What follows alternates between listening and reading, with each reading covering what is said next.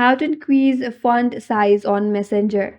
Hi everyone, this is Kate here and welcome back to the channel, and on today's video we will learn how we can increase font size on Messenger. So without further delay, let's get started with this video. As Messenger does not have a built-in font size setting, then in that case you have to use your device settings.